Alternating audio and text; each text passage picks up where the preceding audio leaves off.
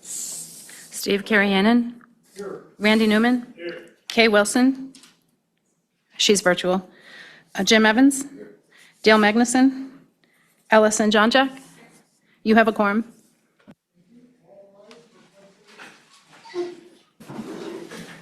Pledge allegiance to the flag of the United States of America and to the republic for which it stands, one nation, under God, indivisible, with liberty and justice for all.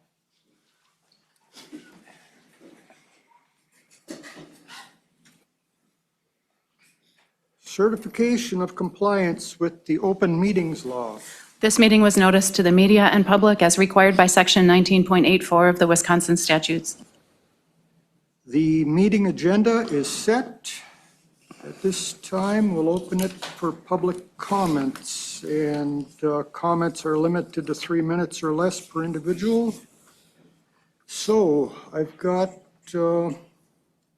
Mary Frandry. Very good. Okay, yes. To the podium, please.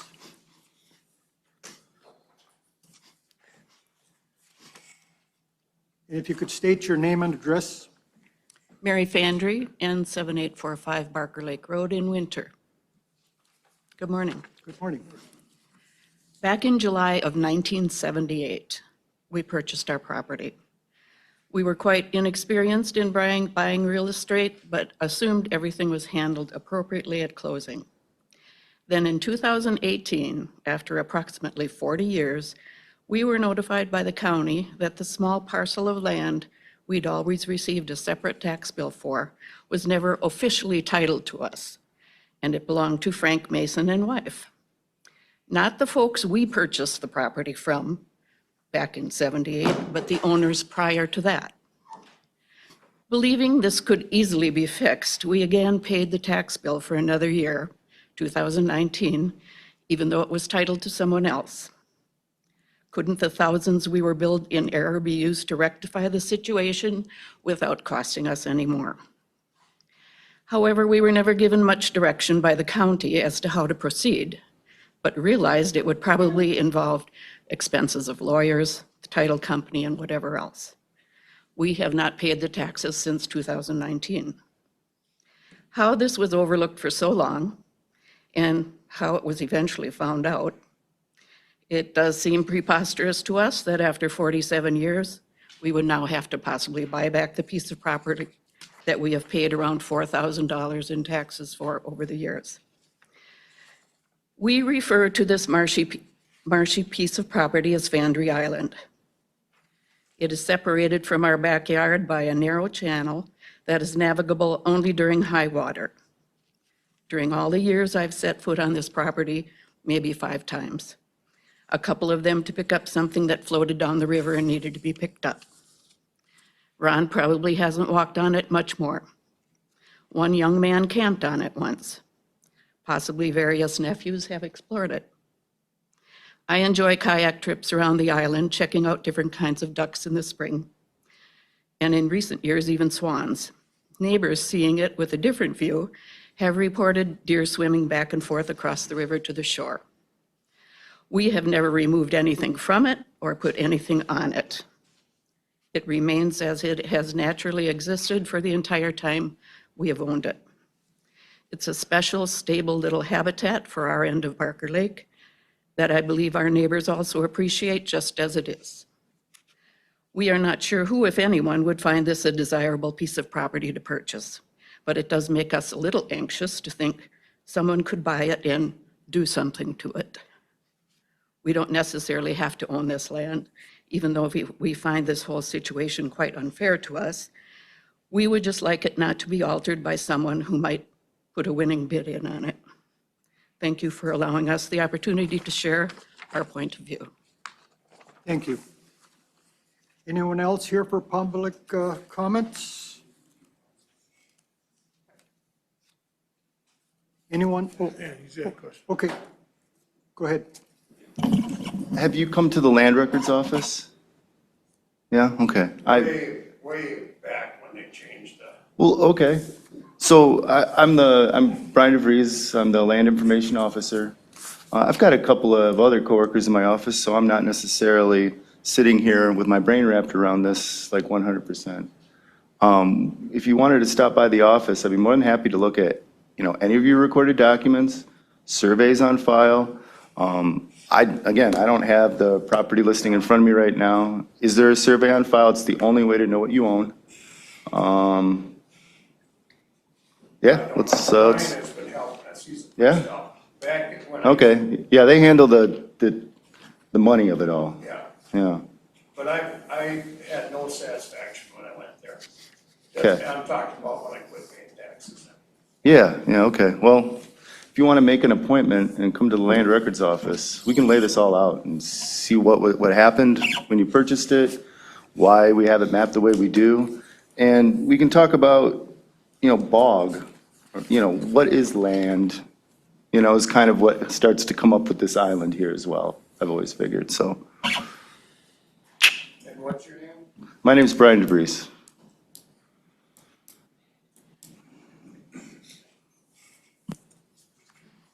Okay, thank you. Anyone online for comments? Nope, okay.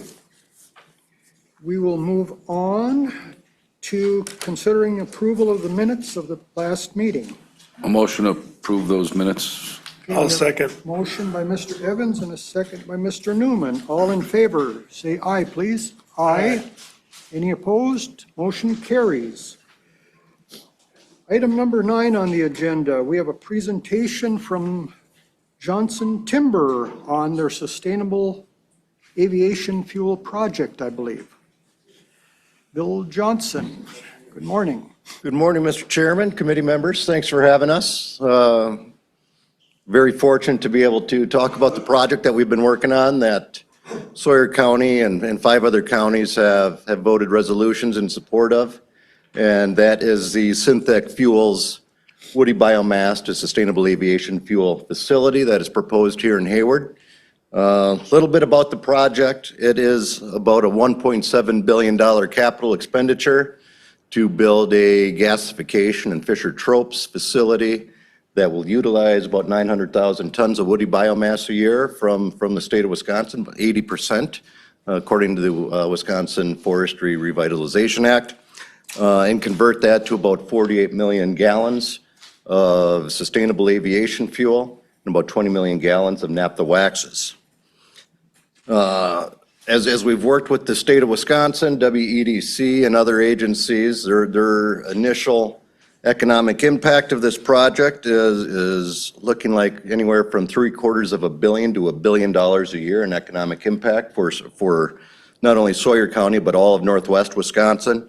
This project with 150-mile wood buy radius, feedstock radius, it covers the parts or all of 36 counties. Half the counties in the state will feel a benefit from this project.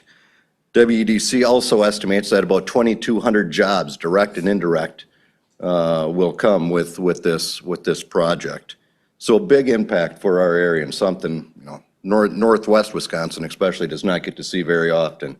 Down in the south with Foxconn, although that can be debatable, how good that was, but data centers and U-lines, and they get a lot of these big projects, Microsoft, et cetera. We just do not see them up here in the north. So we are very excited to push forward with this project. The fuel that is produced here in Hayward will be shipped to the UK, the EU, and other non-US markets. So we'll be a part of the energy export business right here in Hayward, which we are, the forest products industry has been hit really hard, especially the last 6 years with mill closures.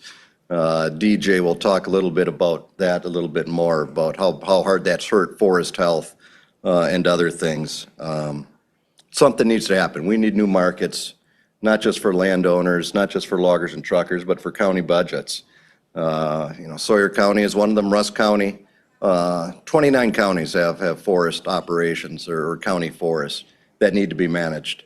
And this project will certainly go a long way in helping counties meet those requirements. As we look at the project timeline right now, Any luck, the state Senate will pass the Forestry Revitalization Act next week.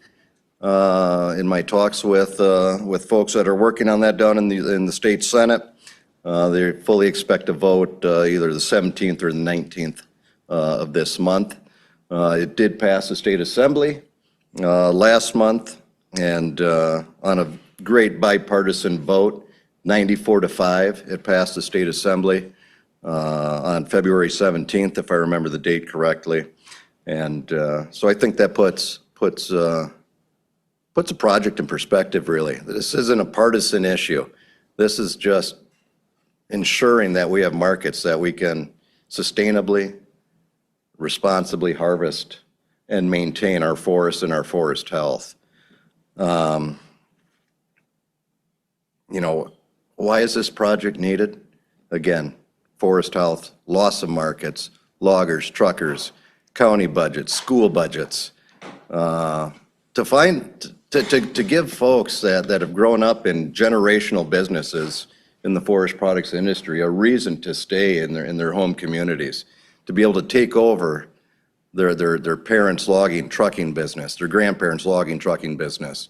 Myself, I'm third generation in this industry, and it's a great industry. It's done so much for this state. It's something we need to save, and we need to find that best next use of wood, because paper's gotten the state a long ways over the last 100 years.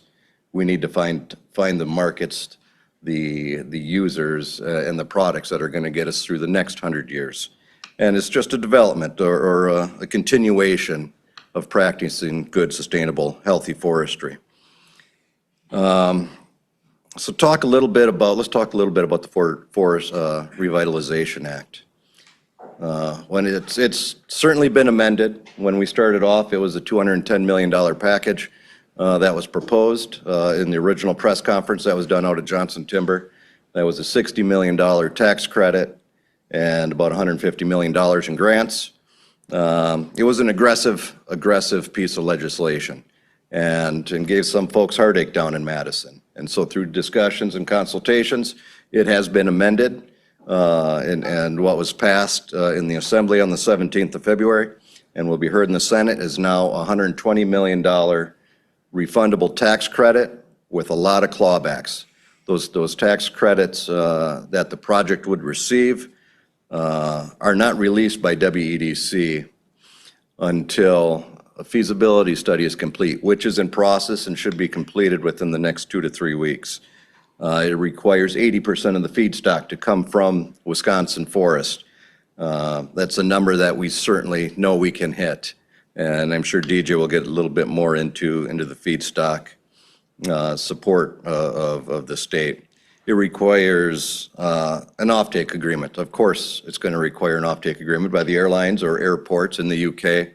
I was in London in the UK a week and a half ago, sitting down with the Federal Department of Transportation. I was talking to ports. I was talking to end users, going through and seeing exactly how this process or this product will flow from Johnson Timber here in Sawyer County all the way to the UK, and met with many partners along the way, shipping conglomerates out of the EU, working with the port here up in Duluth, working with the Great Lakes St. Lawrence Seaway Corporation, Development Corporation, excuse me, a gentleman by the name of Mike McCoshen, who's from Superior, that's worked the docks in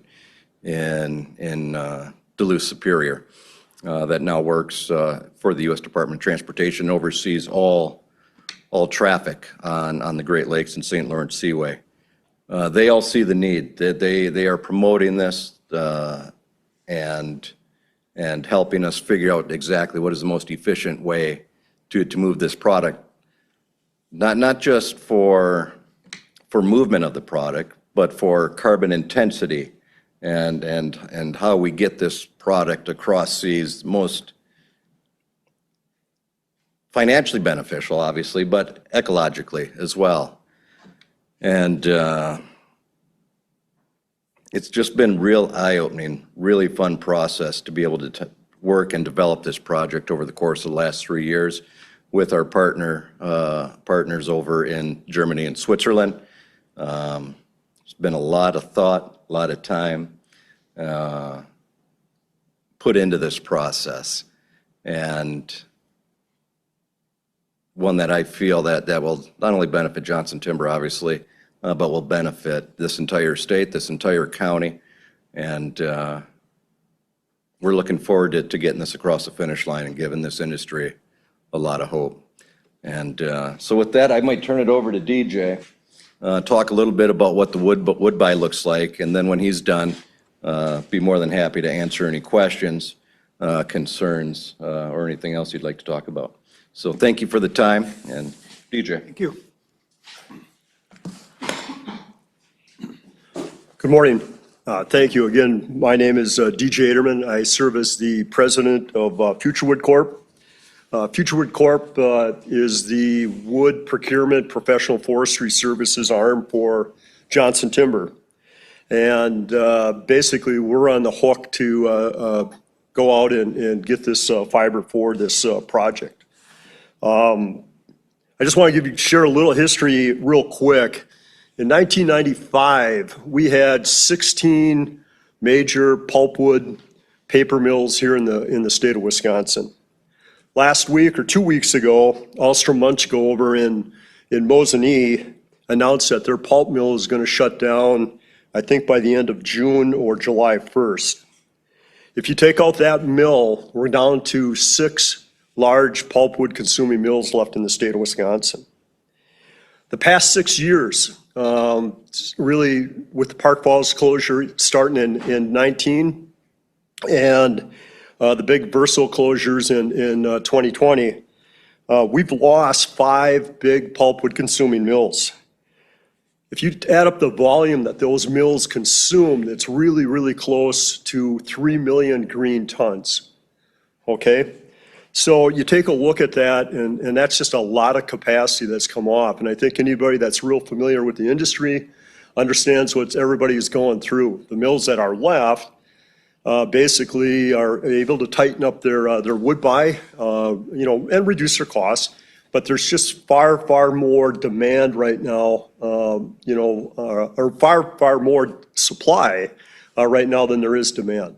We're seeing a lot of these mills throughout the region taking market-related downtime. Their inventories, we've had a great fall. We had a good winter. Everything has gone really, really quite well, that these yards are healthy and in good shape. But these extended downtimes, we saw a local mill here this winter take 2 weeks of downtime in February, right during the heat of when we should have been probably producing our biggest volumes. The state also did a pre-feasibility study back, they commissioned it back in 2016. That report came out in 2020, and that report, the summary of that basically said we could actually consume conservatively another 2.5 million green tons. That was before the closures. So if you take that report plus what we've lost here in the last 5 or 6 years, I mean, we're somewhere between 5.5 and 6 million green tons that we can sustainably and aggressively replace if we have the markets. This project is going to procure wood from a 150-mile radius from Hayward. So I'm not going to be, do anything different on the Sawyer County Forest or in the Chequamegon that we haven't done. Greg, you have allowable cuts, and all the counties do, the state does, the federal does. We're not really going to be dialing up anything more. We're not going to, nuke clear cut the national forest and do anything different than what this industry has been doing for the last number of decades. This plant will use roughly 900,000 green tons when it gets up to capacity. We're going to enter into we have entered into a 20-year fiber agreement. And one of the things I kind of found interesting about that is when we were dealing with the guys from Germany and overseas, is they were out west. And when you go out west, you've got a lot of BLM and U.S. Forest Service lands. And you never quite know what you're going to be able to do with those lands because of the administration maybe that is in place at the time. And I think one of the things, they were just frustrated because the infrastructure out west and all the mills, or not all the mills, but a majority of the mills have disappeared, and they just don't have the contractors or the supply chain that they were looking for. When we were introduced to them, one of the first things they said, well, if we're going to give you guys a 20-year fiber supply, we want to see you guys enter into a 20-year contract. And I said, Matthias, I can't go to Greg and ask him for a 20-year contract to cut on the Sawyer County forest. You guys all know that. And, but I said, if you give us the tools to allow us to keep doing what we've been doing, harvest sustainably, and give these contractors the ability to go out and finance new equipment, and we'll make commitments of 3 to 5 years to the contractors, the truckers, and the landowners in the supply chain so that there's some stability. A lot of times in the industry right now, we live quarter to quarter. You know, I don't know right now what we're going to be able to deliver to most of the mills that we deliver to now in second quarter or third quarter of this coming year. Sometimes it's done month to month. And when the mills fill up, they just shut you off anyway. So what we're going to try to do is we're going to turn the page a little bit, and we want to get back to a very, very stable deal. So if a contractor wants to go to his financial institution and get financing, it's going to be credible, take or pay type contract where we're going to have to honor it. They're going to have to meet the conditions as well, and it should be a win-win for everybody involved. I think one of the things that, you know, was kind of neat, because back when we were procuring the wood for the Park Falls paper mill from 2001 to 2019, we got involved with a biofuels project at that time with this same Fischer-Tropsch, and that was around green diesel and ethanol. This is going to be aviation fuel. But at that time, we studied 15 different primary species here in northwest Wisconsin. And they wanted to do the elemental analysis of this wood.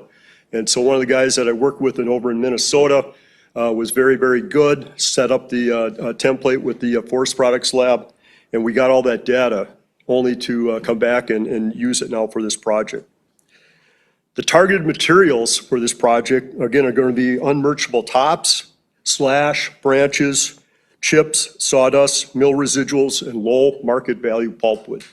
We just have a lot of pulpwood that we can't, we really can't even cut it, or we can't even take it to another market. In 2006 to 2019, we were also responsible for the wood procurement for the cogen facility over at Park Falls. And that was a fun project because at that time, that plant over there for their boiler was burning 78 tons of coal a day on the average. Through the use of our, what we called the fuel rod program, taking the unmerchable tops and some of this other stuff, we reduced that volume at Park Falls from 78 tons down to 22 or 23 tons a day. So again, the carbon footprint, we learned a lot in that project doing that, and it was a win-win situation. And we did approximately just shy of 200,000 tons. This project here is 900, so it's going to be considerably bigger than what that cogen facility is, but we do have the experience and we do have the knowledge how to go out and get those materials. Over 30 mills, sawmills, mills like LP and others that generate these residuals have all expressed interest in supplying us fiber, whether it's bark, chips, sawdust, whatever it might be. We're going to do nothing different than what we have in the past. The utilization standards, yeah, if we're going to go after tops and that kind of thing, we're going to do everything with the biomass harvesting guidelines that we've always done. Nothing different there. In fact, under certification, we're going to enter into something that I'm not sure if Greg's heard about it or not, but it's going to be the CORSIA certification.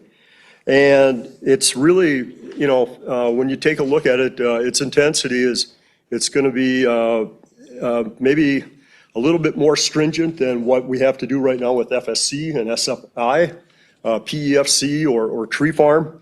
But we've looked at it, and it's going to give us at least the opportunity to work on federal lands out on the national forest and along with the tribal, under the, some of the different things with renewable fuel standards. There's just a lot of different variables that go with that. So we'll continue to, have loggers and contractors that are properly trained. Just, again, third-party certification will come into play, and there'll be nothing different. In fact, we think that, it'll be very, very compatible with SFI and FSC. So we're not going to be asking the counties or anybody else to do anything different. I think that one of the unique things is, I think the opportunity that we're going to be able to take some of this dead and dying timber, whether it's ash kill, if it's oak wilt, if you have storm damage, and the mills just don't simply want that damaged fiber because they can't use it. These are all kind of things that we hope that this program will enhance the ability to utilize some of those species. So, yeah, I'm not going to probably get too else. Probably got a little long-winded as it was, wherever Bill's at. But if you guys have questions of us or the wood or anything at all, that's just a kind of a quick snapshot. Really excited to see this come to fruition, hopefully, and make things happen. Thank you, DJ and Bill. Committee, any questions for these gentlemen?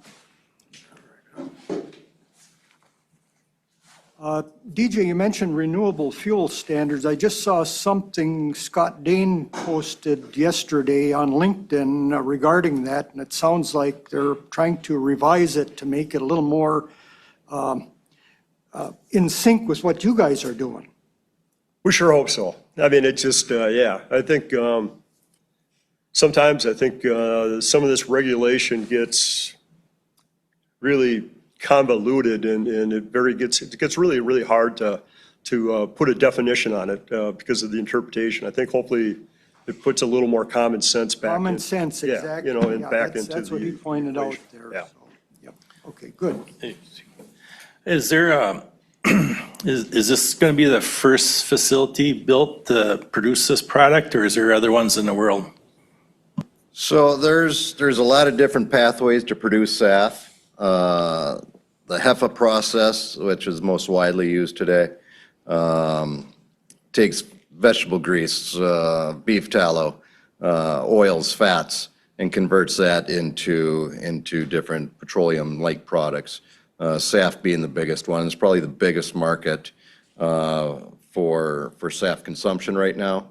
There are 2 projects proposed in Minnesota right now that would take woody biomass and convert that to sustainable aviation fuel. One of them is a company called DG Fuels, which uses gasification Fischer-Tropsch. They're proposing a project in Moorhead, Minnesota. They're also proposing one down in Louisiana. USA Bioenergy is a project that is proposed down in Texas, that the state of Texas is supporting through a program very similar to what Wisconsin is proposing for us. There are no current operations up in doing woody biomass to SAF. We would be the first or one of the first in the country to achieve that. Most of the projects that are out there are using proprietary technologies. Synthetic Fuels does not have a technology. They are technology agnostic. And so before they came to us, for 3 years before us, they went out and they did analysis of the different gasification systems that are on the market, currently commercially operating. They've done the same thing with the back-end Fischer-Tropsch technologies. And they've worked with providers of those different technologies and have come together with a plan on which technologies they want to use that are commercially proven and going to put them together. But this, Dale, would be first of or just about first of kind technology and product from the feedstocks. Well, that sounds like a good plan. I hope you can succeed. in history of Hayward here, LP was the first plant LP built to make OSB. So that was kind of a project that was developed right here in Hayward, also 30 years ago. That's right. They were only supposed to be here, what, 20 years, and here we are, 40? 10 years? 10 years, and here we are, 46 years later. Allison? So it's, the people that you're working with want a 25-year commitment from you. Is there that sounds optimistic. If something, I guess one of the things, if the UK is looking at these biofuels for, renewable energy reasons, and because they, if something happens in their politics and that changes and they wanted to go back to petroleum-based fuels, is there any other market for what our process would be able to do, or what's? We're in communication and offtake talks with US airlines as well currently. So we're looking to diversify customer base. With the mandates in place and the commitments of the EU and the UK compared to maybe what currently is happening here in the US, makes it a much more attractive market. But, the last administration put together at the Department of Energy and Transportation the Grand SAF Challenge, which this administration has put on the side burner right now. But airlines are certainly recognize, even based here in the US, as they fly to the UK, as they fly to the EU, they're going to have to meet some of these standards as well, and they have just as much of a commitment to decarbonize the airline industry as their European counterparts. Okay, yeah, that sounds a very optimistic project, but just want to make sure that there's multiple places. Yep. Thank you. Okay. Thank you. Anybody else, committee? Okay, much appreciated, gentlemen. Excellent. Thank you all. Appreciate it. Thank you. Okay, moving on, events. Any events? No applications for this month. Nothing there, okay. We will move on to the Register of Deeds report.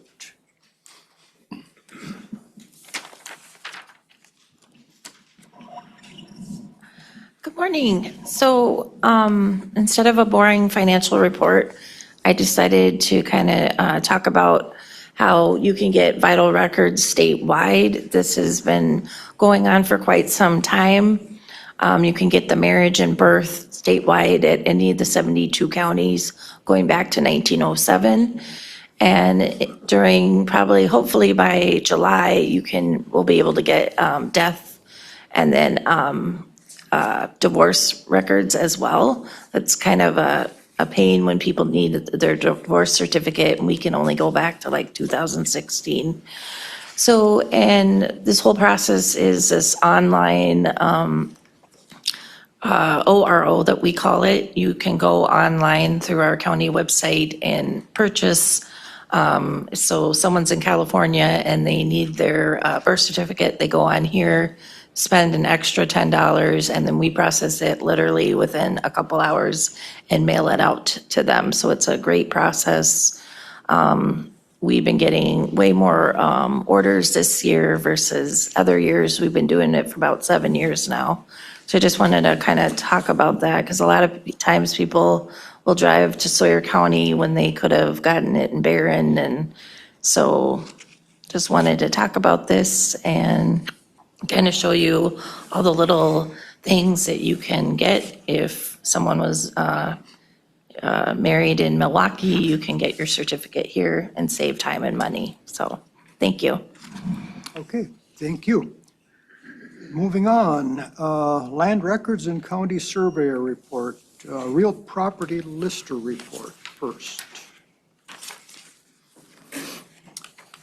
Good morning. So every month, we've got our real property lister report and the surveyor's report. This month I've got the annual report for 2025. I pass this report out to the board members here.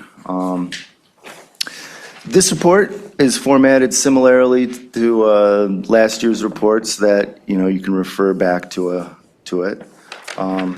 It's got some brief descriptions of our office. The Land Records Office is where we do real property listing, parcel mapping, 911 addressing, and geospatial services.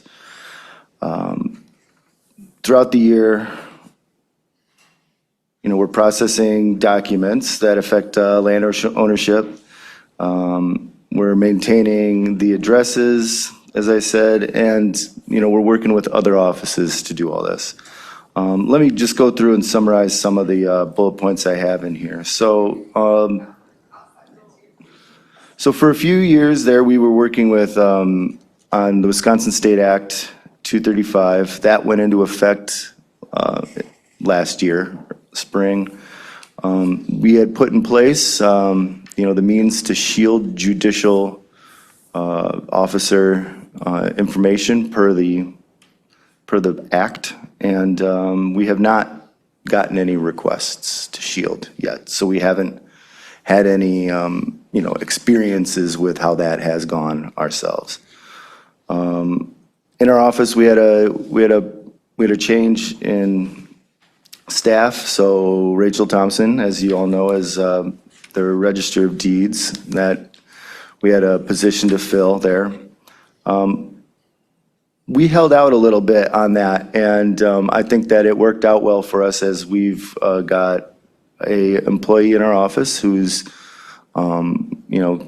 college graduate, hitting the ground running with the tasks we placed in front of them. So that's been going well. So to compare some numbers from last year to this year we've reviewed, we reviewed and processed 104 certified survey maps.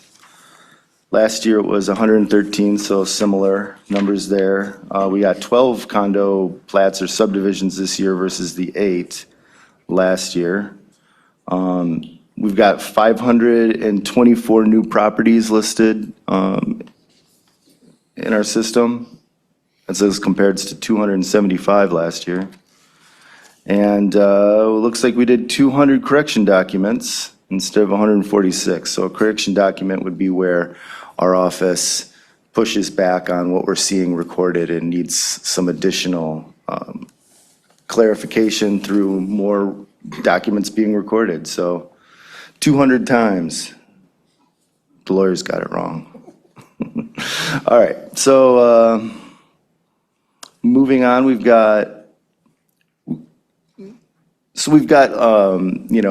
send out tax bills. We've got which means we've got a address database for all of our property owners in Sawyer County. So throughout the year, those people move and changes need to happen. And we've got a online form where someone can come in and, fill out the form online, and we'll make the change. We've done that 712 times last year. That's up from, looked like 623 times. So that survey is doing really well. We've had that survey in place for over 5 years now at least. But prior to that, we just take phone calls, or clerks, will inform us of address changes. So it's nice that we've got that online form doing that much work.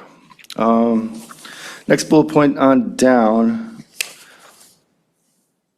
This year, we assigned 281 new addresses, and we had 10 new roads added to our system.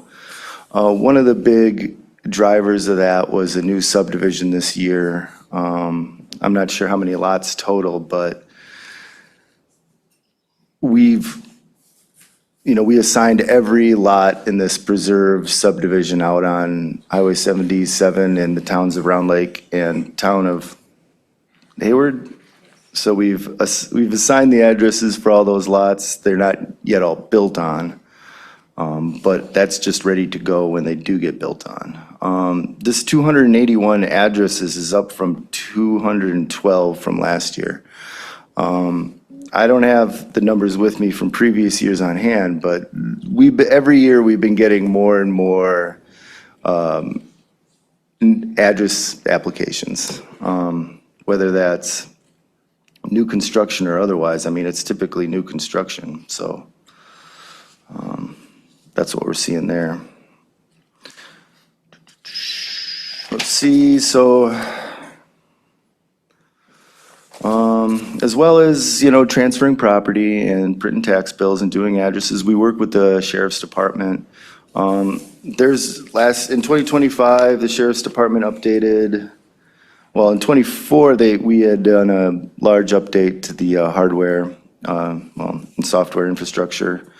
In '25, we switched over to a whole new system. So if you're, I don't know how familiar you guys are with the 911 dispatch, but we basically moved from like an analog call system to a digital system that relies on digital data. Before, digital location information was used as a reference. Now it is relied upon and needs to be like a certain error-free to it. So we were able to get on the EZNet. We were able to, we're functioning within the, the current NG 911 standard. It was a lot of work to get this to happen. There's grant funding supporting this. There's monthly meetings with state officials supporting this. AT&T showed up with people on site to transfer out hardware. The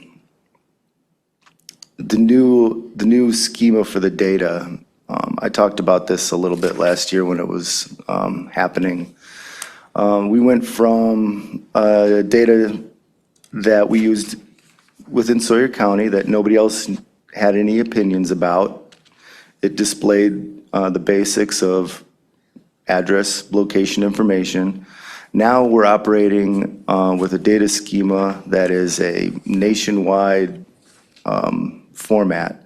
So as you can imagine, handling it has a lot more steps where we're filling out information that seems unnecessary, perhaps to, within Sawyer County. But the way that the data is set up is each road segment within Sawyer County should be uniquely identifiable within the nation, and the associated data supports that. So we're still working through what it takes to keep that maintained, but we will also have grant funding that will continue to support this whole setup. So it's a bit of a big project, but we've got support, from the Wisconsin Department of Military Affairs, and in conjunction with the Office of Emergency Communications. So that's what's happening with that. So every year we do have a grant that we would get. It's the Wisconsin Land Information Program. So through the Register of Deeds document recording, every county in Wisconsin should be able to walk away from this grant with $100,000, made up from either recording fees and associated grant funds back from the state, or if you're a county that makes enough money with the recording fees alone, you're not necessarily getting grant funding back from the state. So we're not one of those counties. So we get about $50,000 as a base budget grant back to the county. What we use that for is under the umbrella of, land records modernization. And that always kind of boils down to getting things online, meeting data standards, being able to say everybody here in the state of Wisconsin who's part of the Wisconsin Land Information Program is at, this specific level. So that's what that program does for us. What we've used that money for in 2025 has been aerial photography. So in 2025, we flew in the spring. We contracted with companies to put planes in the sky and survey Sawyer County. That aerial survey data was then processed by Ayers and Associates over the course of the year. We received our deliverable of kind of fall/winter of 2025. So that's a 3-inch pixel, meaning if you were to zoom in and measure the pixel, it will be a block of color 3 inches across. We also, when we contract with Ayers and through the Wisconsin Regional Orthophoto Consortium, we're interested in location accuracy. It's not something everyone thinks about when it comes to continuous data like aerial photography, but when you're looking at that backdrop, if we're looking at aerial photography that has a accuracy of a few feet, then how do you look at that aerial photography, look at the accuracy of your other data and make decisions? So we've always felt it's important to hold our data to good accuracy. So the contract stated a horizontal accuracy of 0.66 feet.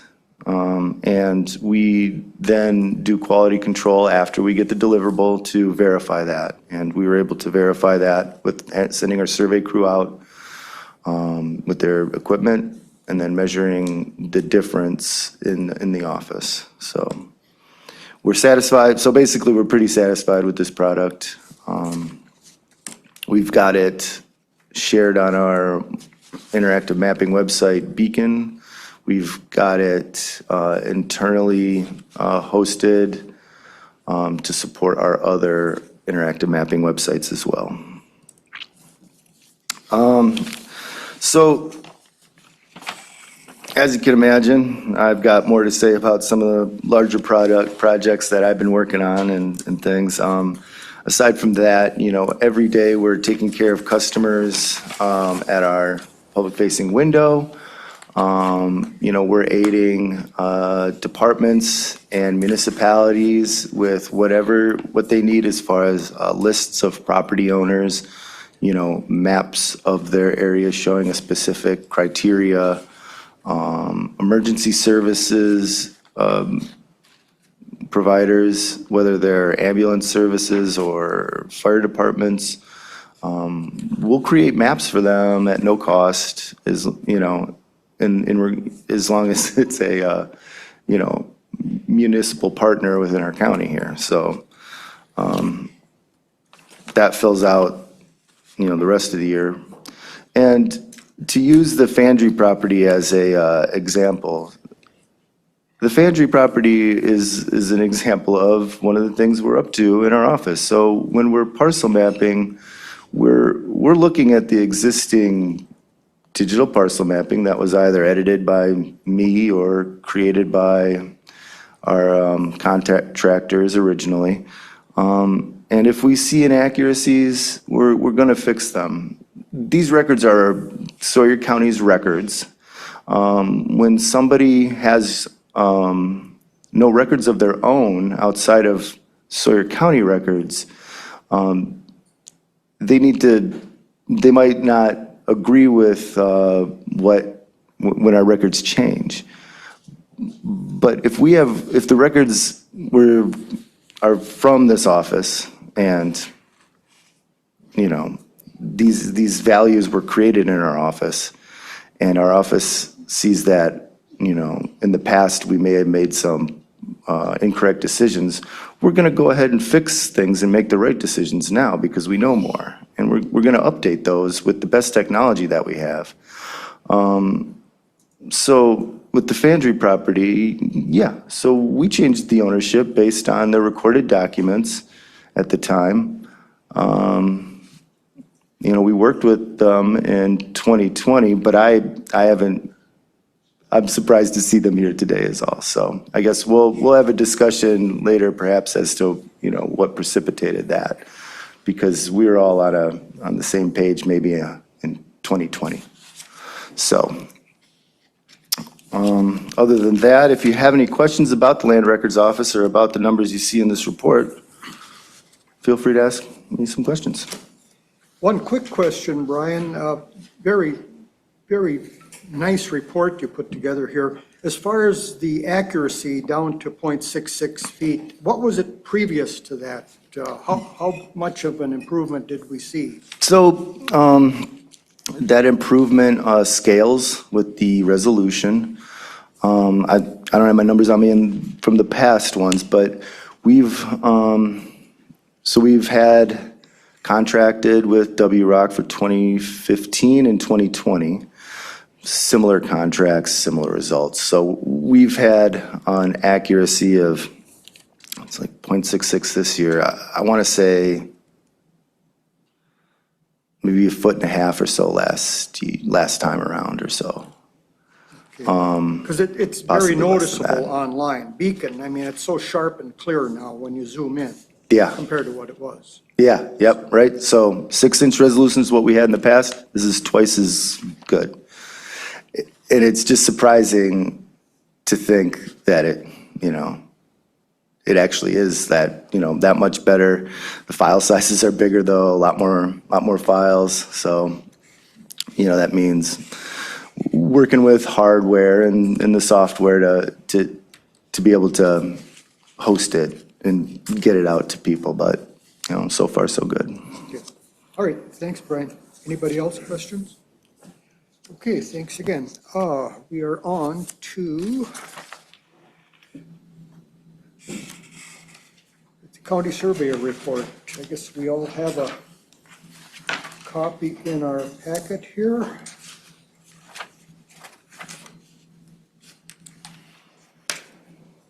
Looks like everything's pretty much continuing Yep. as it has been. From talking with Chris Gregory, just to add some narrative to the report a bit. At this point of the year, you know, they're getting out to, they field work throughout the winter. Winter times present new opportunities that the summer times don't.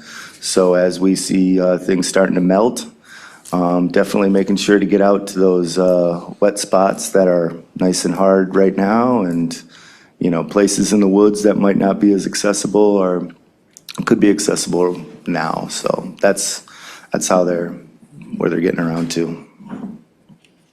Very good. Moving on to item 13, resolution to remove land restrictions from the Ramey property. Maybe Mike, you want to give us a quick overview? Sure. So this is a request that came to us, I believe, in December from a title company. The Ramey Seed Company is in the process of selling off this property. It was discovered that the county has an interest in it. The interest goes back to 1971. There's a stipulation that the county could buy back the property if the property was discontinued the use of wild rice harvesting. I've had a lot of discussions with Greg on this property. We don't think the property's been used for that in years. The other interest was that the public could use the property for hunting and fishing. We've also had a lot of discussion about that, and the topography and the kind of swampy nature of it, it's not great for those uses either. We do have the owner online if you have specific questions, but what this resolution then would be to release the county's interest in this so that they can go through with the sale of the property.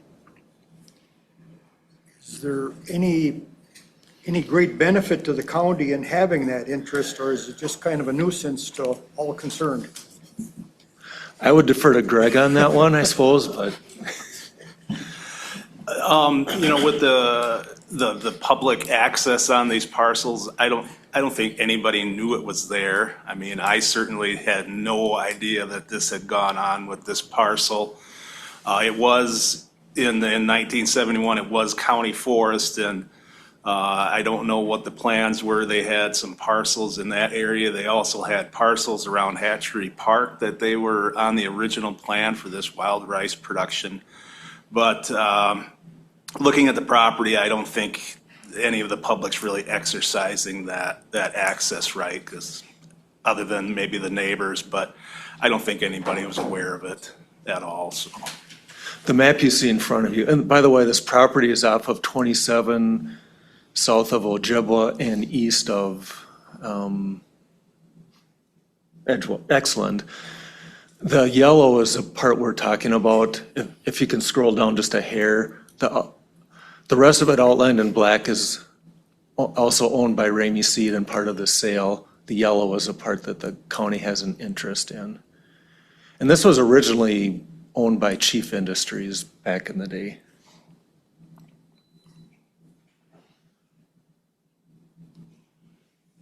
All right. And as I said, the owner is available if you have questions. Anything we should know about this owner? Yes. This is Michael Ramey Sr., Okay, and we have owned the property for over 46 years. And it is a property that we have enjoyed over the years. It used to be a wild rice paddy by the Fennell family out of Hayward. And Ned Fennell, who I believe has passed away, and my father, who has passed away in 1979, we ended up acquiring the property from Mr. Fennell for the money that he owed us. He owed us approximately $150,000 with principal and interest, and that's how we acquired it in about 1980 or 1981. And I have been in charge for the last 45 years. I apologize to the committee. As my Mayo Clinic doctors, I'm currently going through an aggressive stage 4 bladder cancer, and they did not want me to leave my home in Mankato. But we are hoping that the committee, we paid taxes for over 46 years, and we now have a buyer for the property. I believe his name is Mr. Robert Susan. And what we're asking the committee to do is to approve and allow the sale to go through. We have set aside, I believe, about $50,000 for the improvements to the dam. So that is an expense that the new buyer does not have to incur. So I'm happy to answer any questions. I'm a little hard of hearing, so I apologize again for that. And so if there are questions, I will try to answer them. okay, thank you, sir. Any questions from the committee? If not, does anyone care to make a motion to approve the resolution to release? I'll make a motion, we remove the certain county quit claim on the Rainy Seed Company properties. Thank you. Is there a second? And I'll second that Any motion. discussion? If not, all in favor to release the resolution, say aye. Aye. Aye. Any opposed? Motion carries. Thank you, sir. Thank you so much.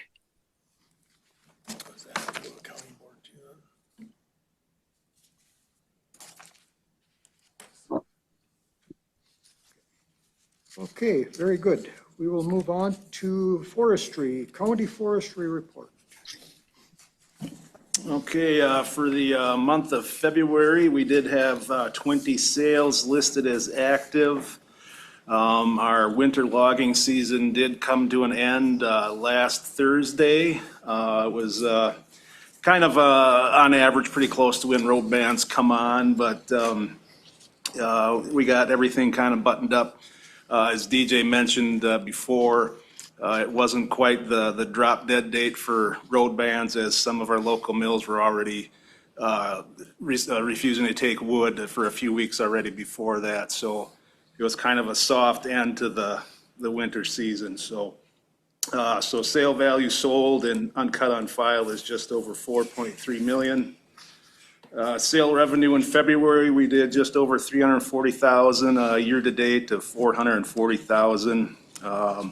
We got one more month for all the winter tickets to come in, so we'll probably have another 450,000 billed out and received in the next month and a half. So we'll be a little bit behind our revenue schedule, but we're still in the ballpark. So things are looking okay.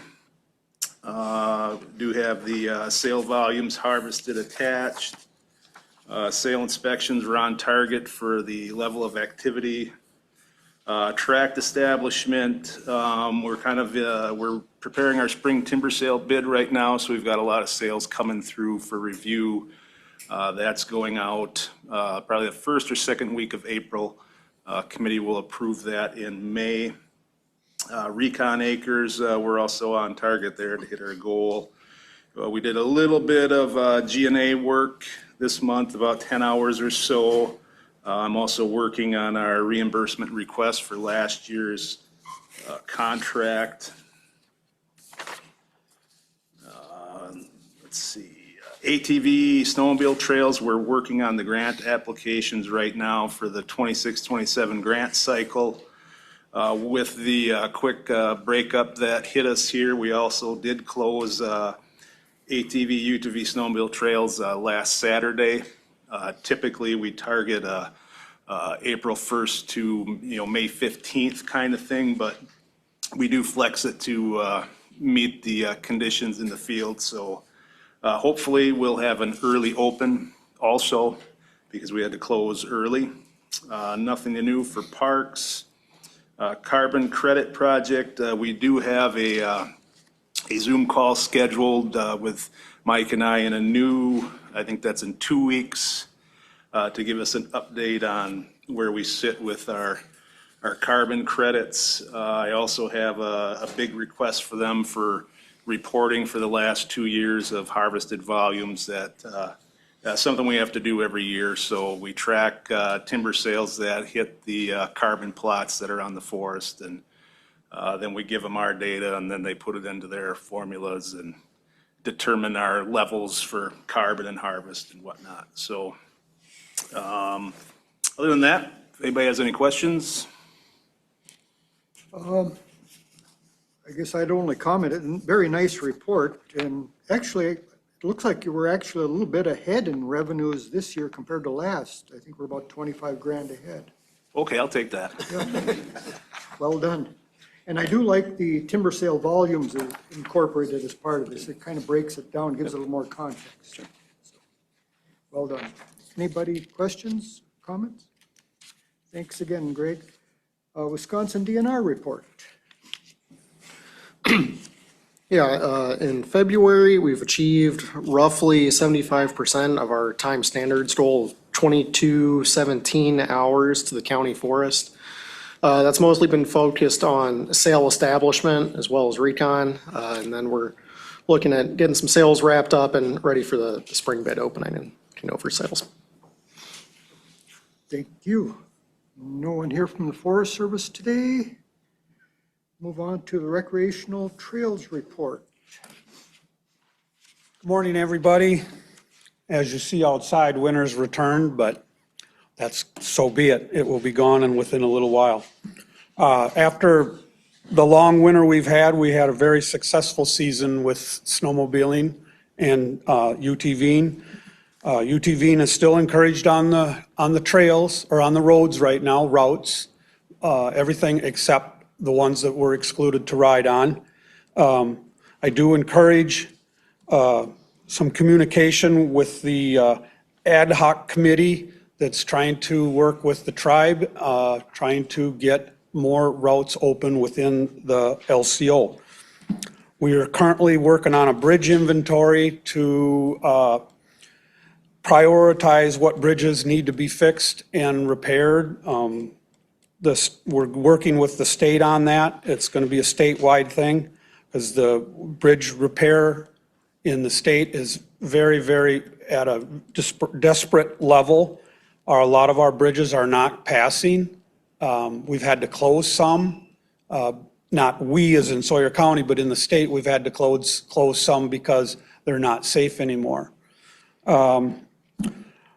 In April, we'll have our trail information available. Bring that to the meeting in April, or somebody will if I'm not here, for our counts on our trails for how many people have been driving on our trails this year. We do visually think that it's way up from past years. And the last thing is that this last few years, we've had some issues with closing trails or shutting trails off within the city to get through the city during Berkey. And we're going to try to work with people with Berkey and try to come up with a solution where we can have snowmobiles go from the north to the south side of the city during the Berkey. Because the racetrack goes right over where we cross. So we're going to try to come up with a solution. I don't know if that'll work, but we want to work together with them and see if we can get that done. Anybody got any questions? Any questions? Okay, thank you. Thank you very much. Okay, we will move on to zoning and conservation.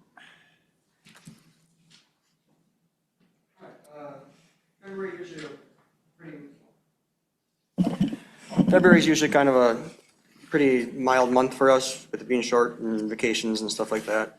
The tree sale still is active, and there's still trees and shrubs available, so anybody interested in getting trees for the spring, go on our website and search what we have there, see what's available for you yet. We had the Winter School District had us come down, and they had an assembly with all of their poster winners and speaker winners. It was kind of nice setup. They had the whole school in the gym there, and we gave out our awards in front of the whole school assembly. They also, this will be a first for any of the schools in Sawyer County, but the Winter School District has decided to field 2 Envirothon teams, both a middle school team and a high school team.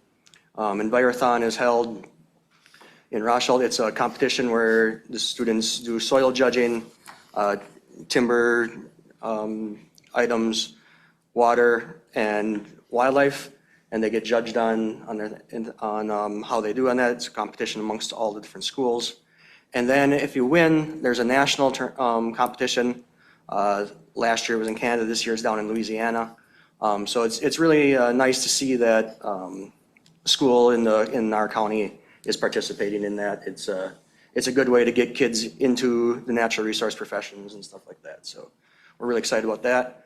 And Natalie and I just got back from our state conference, Land and Water Conference. That's where we go down. There's usually a number of speakers. This year was Doug Duran, and also then one of our actually cohorts, Serge Koenig, who's originally from Madagascar. He talked about his trip through the conservation journey. And then that's where we attend a lot of our trainings to make sure we fill in our continuing education credits.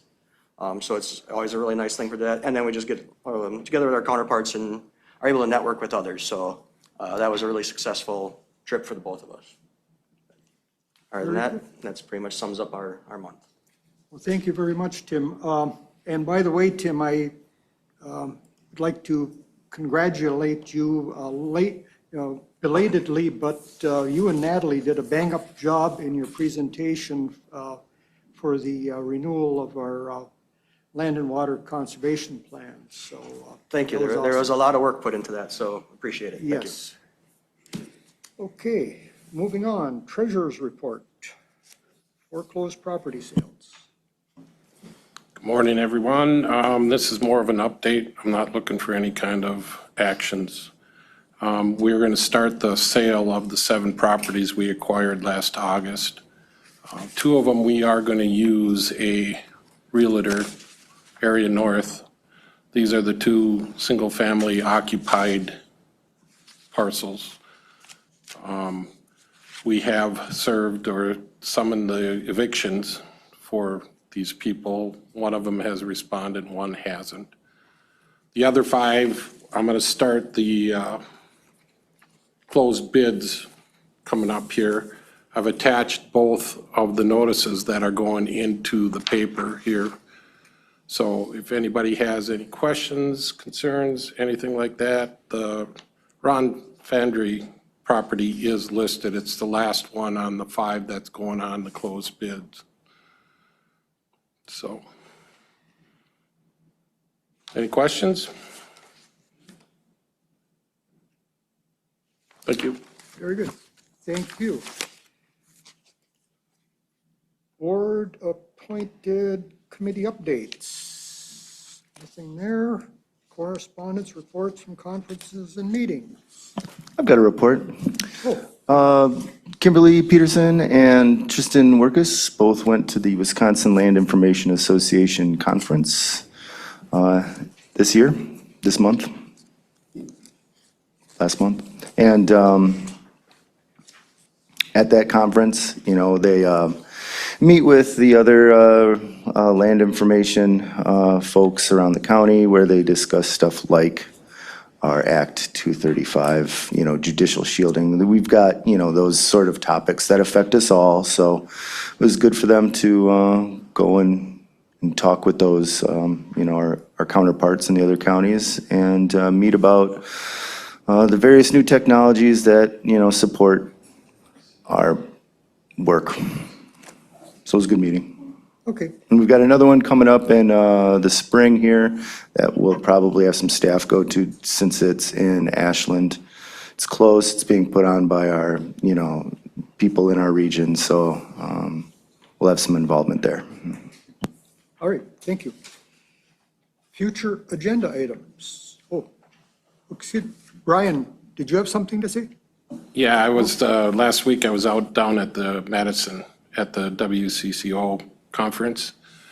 And Andy Phillips, who's with Atollas, he updated us on some of the stuff that's going on with legislation, primarily with the 235 Act. There's still a lot of stuff that's not defined of who and how we can respond to that. And the other thing was the interim with liens and this stuff that's going on, like this 7569 statute with timelines and stuff like that. So the update was 2027 is when most of this is going to be brought to the legislation.